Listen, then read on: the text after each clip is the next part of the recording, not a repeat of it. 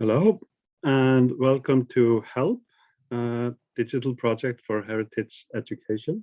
This is the 14th online lesson about sustainability and culture. My name is Bergsveinn Thorsson, and I'm a museologist and a postdoctoral fellow at the University of Oslo. I'm affiliated with 𝙃.𝙀.𝙀's Pathways to Possible Presence project.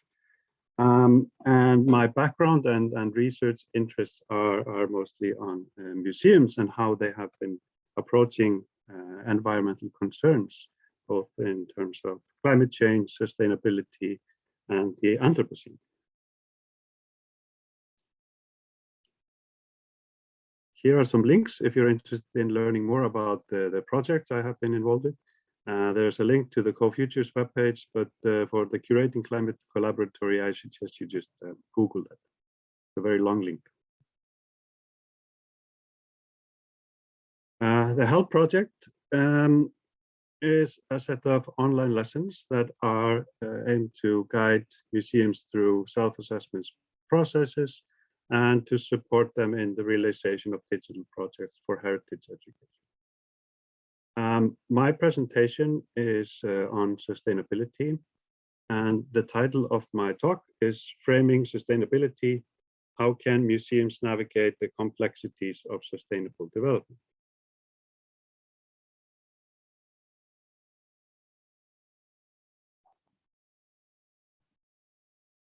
My primary concern for this presentation is to untangle the concept of sustainability, because sustainability has been applied to so many different things, from greener business strategies to critiques on economic growth. So naturally, it might seem a bit confusing to start applying the concept in museum practice. We all probably have our own ideas about sustainability, what it is and what is sustainable and so forth. And I'm pretty sure they are all relevant. But perhaps the question here is, how are our own ideas of sustainability relevant, and how can we apply what we already know? Or in the case of an institution or a museum, how can the museum navigate the complexities of sustainability and sustainable development from where we are standing now? This is perhaps the biggest opportunity and the challenge at the same time for sustainability. But it is possible to make connections between different elements of sustainability. There are also a lot of ways it is being used that seem weak or even useless. As an example of that, we have, for example, greenwashing, the concept that kind of applies to the way companies or organizations are promoting their services or products as sustainable or environmentally friendly when they are really not.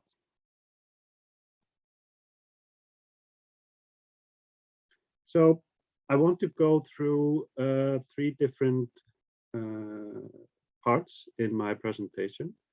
I want to start with the Agenda 2030 that outlines the 17 Sustainable Development Goals presented by the United Nations. The goals have been promoted quite well and are becoming an integral part in policy making across different levels of governance. From there, I want to take a look at how this concept came to be promoted on the UN level and how it was put together the way it is, and sort of what its historical context is.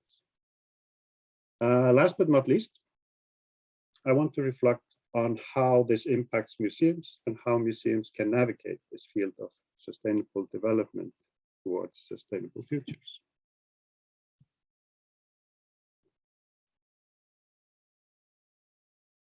So starting with the Sustainable Development Goals. In 2015, the General Assembly of the United Nations adopted the resolution Transforming Our World, the 2030 Agenda for Sustainable Development. The resolution outlined what most of us are already familiar with, these 17 goals and the 169 targets sort of a blueprint or a pathway towards a sustainable future. It is a call to action, a plan for people, planet, and prosperity. And I want to specifically mention that the goals foreground human rights as much as the environment, where many, if not most of the goals are about equality, peace, justice, affordability, and good, prosperous life for all, leaving no one behind. Usually, for me at least, when the word sustainability comes up, my first thoughts are related to the environment. But you can't really separate the two, humans and environment, nature and culture. For many of us, especially in the Western world, this separation is deeply ingrained in our thoughts and actions. And it is important to embrace a more interconnected approach to issues of sustainability. And when we talk about climate change, the global environmental crisis, we are also talking about people. It seems quite obvious, doesn't it? So this is one factor that is important to keep in mind, that there are humans and environment are interconnected. Nature and culture cannot be separate. So what we have is an ambitious pathway, transformative, and sets high standards for achieving global sustainability. It outlines the urgency to radically transform the world, excuse me. But at the same time, the goals are not binding. Every member state, community, or global citizen is free to pick it up as they see fit. And while the goals are presented as 7 different goals, the plan stresses the inseparable link between all of them.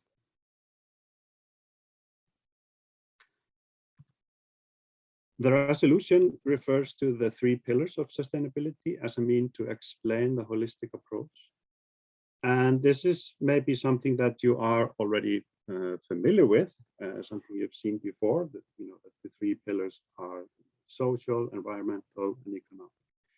And this approach has, well, a little bit of history behind it, which I'm going to talk a little bit about. But of course, you might ask, what about culture? And I think that's it's a very relevant question. But of course, it depends on really how you define culture. And I will sort of go into that as well, because one of the challenges for museums, for example, or actors in the heritage sector is to figure out ways to actually fit different ideas about what is culture and what is, you know, the social, environmental, and economical sort of aspects of sustainability. So now I want to talk a little bit about this concept and how it might seem a little bit sort of slippery in a sense. But that has, at least my hope is that you can, I can give you a little insight into how it has evolved, and which hopefully can help you to situate yourself or your museum or the organization or institutions you're working with to situate yourself within this kind of complex picture. And the first question, of course, is, well, what is the difference between sustainability and sustainable development? These are 2 concepts that are usually used sort of interchangeably without thinking too much about really the difference or the potential different meanings they both have.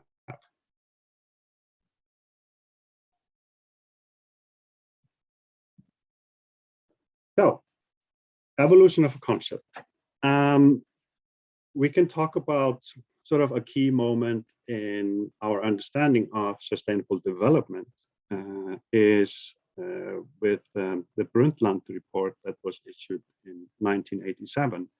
And that kind of defined sustainable development and really popularized the concept of sustainability within the United Nations framework.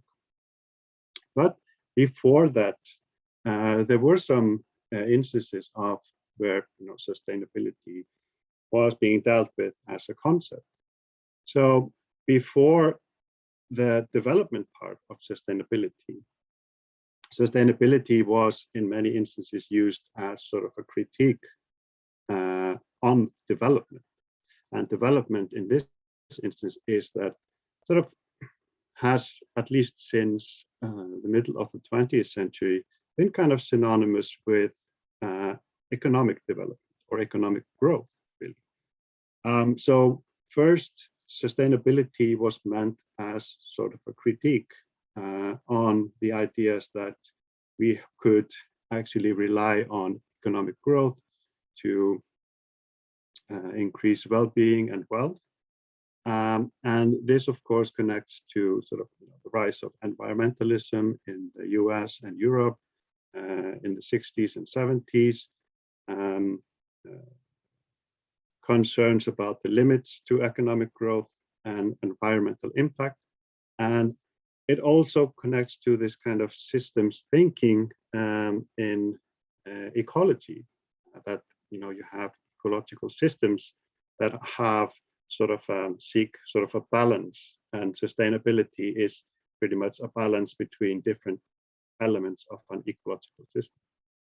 So applying that kind of thought towards society in general, you have these concerns that the Earth, let's take the planet as an example, is a system with a finite supply of resources. And how do we actually manage these finite resources, both taking into consideration environmental impact and economic growth? So with the introduction of sustainable development on the United Nations level, it kind of shifted the discussion a little bit in terms of development was seen as economic growth and sort of the prime driver of wealth and well-being. And this also connects to ideas of progress, and especially after the Second World War, where development became this tool to actually talk about the developed world and the underdeveloped, and how we could actually use economic growth as an instrument to improve different societies. Now we are kind of at the crossroads in terms of that, because now we have all around us this talk about emergency, the planetary emergency, climate crisis, social crisis, inequity. And there is a real sense of urgency right now to actually respond or do something about the climate crisis. So now we have these kind of questions about economic growth, for example. Is that the root of the crisis? Is this kind of relentless search for growth and development really what is putting us in this situation right now? So you can see from the concept sustainability, you have these, well, you could call it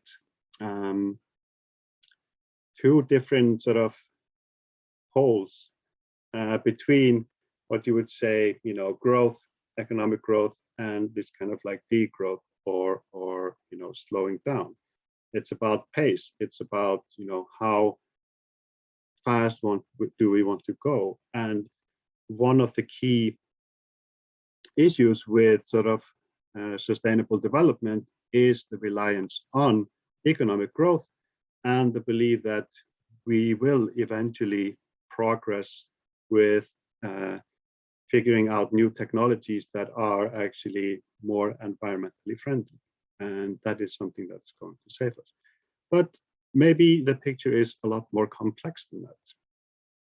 So I have added here a reference to a good article about this sort of conceptual origins of sustainability, which I can recommend you take a look at if you're interested in sort of a deeper dive into this. But I want to talk about different sort of instances of sustainability. And first is this kind of like ecological sustainability that I mentioned. That is quite a lot about balance. And you have, for example, in nature preservation, you have this concern about maintaining an ecosystem in balance. So it's a question of trying to figure out how can we prevent particular elements. We could talk about, invasive species. We can talk about plants or, different actors in that ecosystem. How can we prevent them from being sort of taking control or taking over and disrupting this balance? So what is embedded in this kind of like ecological sustainability are, of course, questions about biodiversity and equilibrium. How can an ecosystem sort of sustain itself? Sustainable development, on the other hand, is a bit different. And here we have the most common definition that is coming from the Brundtland report in 1987, that sustainable development is about meeting the needs of the present without compromising the ability of future generations to meet their own needs. So you can see here we have a question of process, of change or progress, in a way that we are thinking about meeting our own needs, but also the needs of future generations. So it's maybe in some way different from the goal of achieving a balance. It's about sort of maneuvering towards the future and thinking temporally rather than spatially.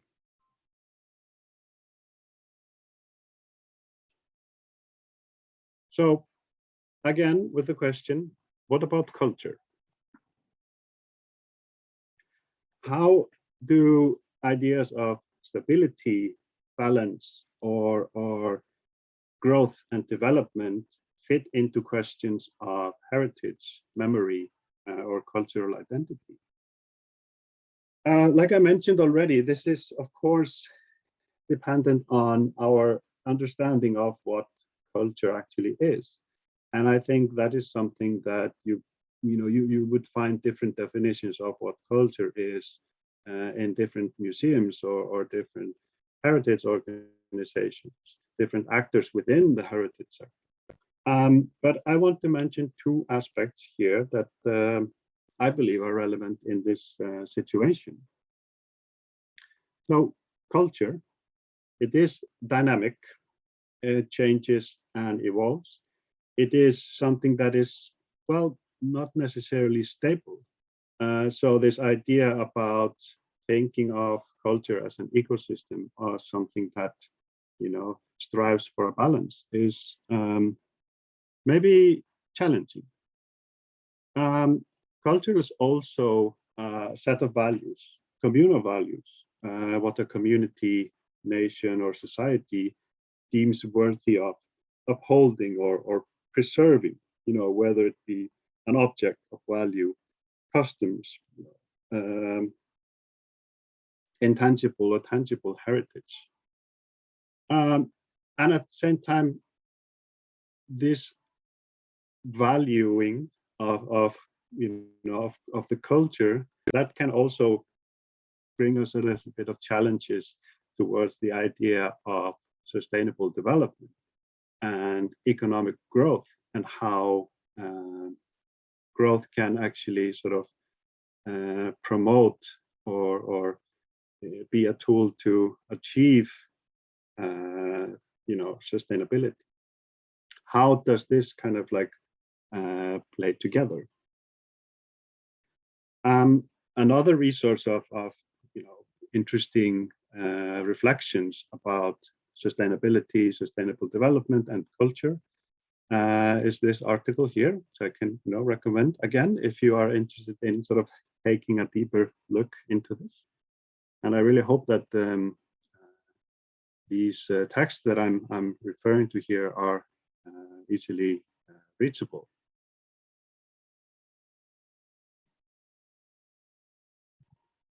Now, museums. How can we think about sustainability and act sustainably or contribute to sustainable development? I think this is it's a really important question, and I think the Sustainable Development Goals are a really good blueprint to actually realize the scope of what sustainability should be. But at the same time, I think one of the issues with Agenda 2030 or the Sustainable Development Goals is that it kind of defines sustainability.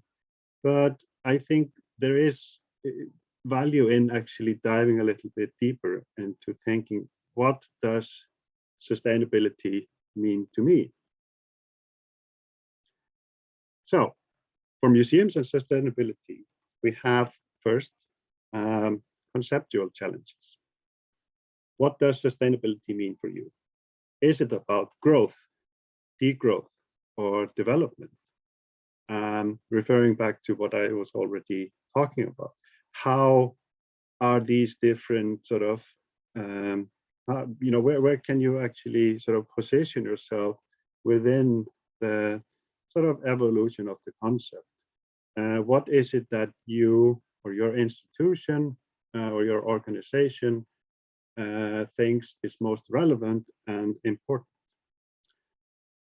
And I believe that actually doing this kind of work, thinking about how you conceptualize sustainability, is helpful in a way that it kind of situates yourself within this complex picture of sustainability. And for example, if we think about the 17 Sustainable Development Goals, what are your strengths? What does your institution, what does your museum have to offer already? So it's not necessarily only about kind of, reaching out and gaining a better understanding of sustainability. It's also about taking into consideration what your expertise lies. What are the competences that your organization already has? And doing this will, in fact, help you in the further steps you take towards sustainable futures. Because, like the goals, emphasize that they are inseparable. But it is a huge challenge to actually, start from this holistic approach. It just feels so big. It's such a big, ambitious project. So where do we start? And I think conceptualizing sustainability or sustainable development really can benefit sort of as one of the first steps to take. I want to also mention two other kind of challenges or sets of challenges. You have operational challenges, and this is particularly for museums where you have questions of the facilities, collection management, energy costs, waste and material, because after all, sustainability is not only about raising awareness and promoting action, it's also, setting a good example. It is about thinking about your own footprint. What is it that you can do better in terms of energy use, for example, for your collection facilities. The operational challenges are also connected to income and funding, because we all know that institutions and organizations have had to rely more and more on self-generated income. And a question, for example, about tourism is something that we are all familiar with, sort of after the lockdowns, after the COVID pandemic, that all of a sudden you had a huge source of income for many museums just disappearing. And how can you actually create a sustainable system that actually sustains your own operation? And we can also start talking about the CO2 footprint of tourists coming from a large ship or something. The educational challenges are, of course, as I mentioned, raising awareness and promoting action. How can you do that? And how does that connect to sort of, this idea about conceptualizing sustainability and figure out your own kind of like position within this concept? Operational challenges, I think, well, I already mentioned these challenges in terms of energy use and this kind of, becoming greener in your operations. It's how can you, secure that you are not contributing to making sort of, this crisis worse? How can you set a good example? That also, of course, helps you to be a better spokesperson or spokes institution for sustainability. The questions here are also relevant towards collecting activities and managing collections, setting up exhibitions, creating public programs, and driving research. Because in a sense, museums are built up on this kind of like growth model. We kind of have throughout the existence of these kind of public modern museums, this very Western idea about these institutions are pretty much based upon growth, in a sense that they collect objects, they preserve heritage. And this is something that can be sort of a challenge now, because I mean, can museums grow constantly? Aren't there any limitations? And we can talk about financial situations, but we can also talk about cultural issues. For example, that the dynamic nature of culture is that the values we ascribe to heritage change, and that kind of demands that the institutions responsible for safeguarding heritage have to change as well. So keeping in mind the foregrounding aspect of Agenda 2030, human rights, it's about people, it's not only about the environment.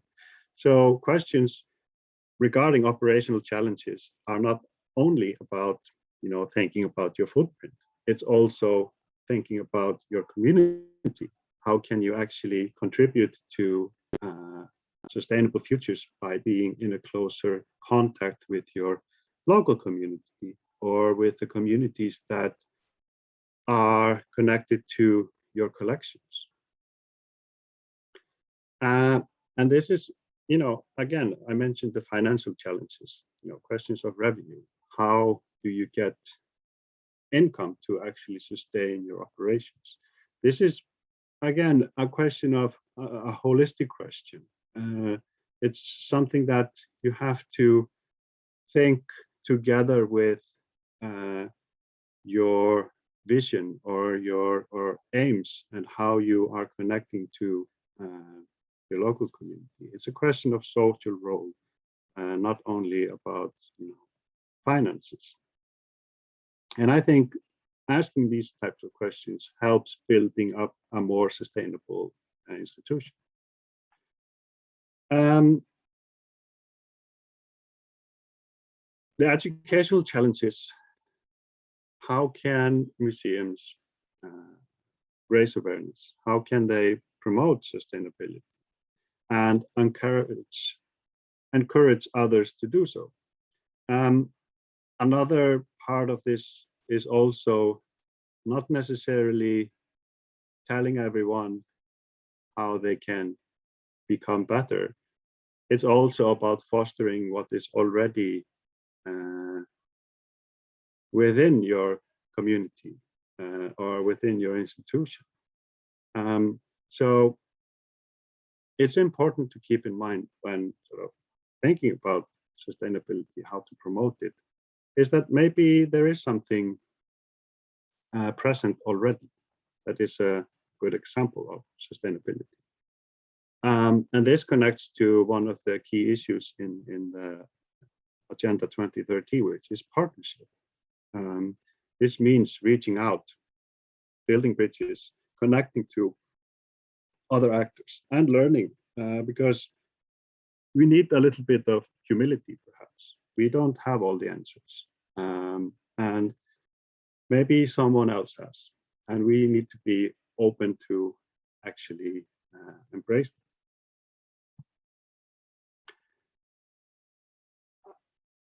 There are few resources that I can recommend you check out. And first is the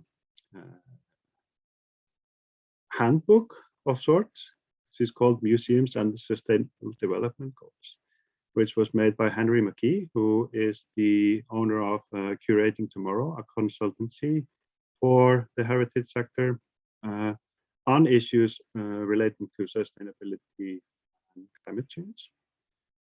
You can find this handbook on Curating Tomorrow's webpage. Another resource that I can recommend are the key books by Key Culture. There you can find different books or handbooks relating to different aspects of sustainability, from social sustainability and also questions about energy, waste, and materials.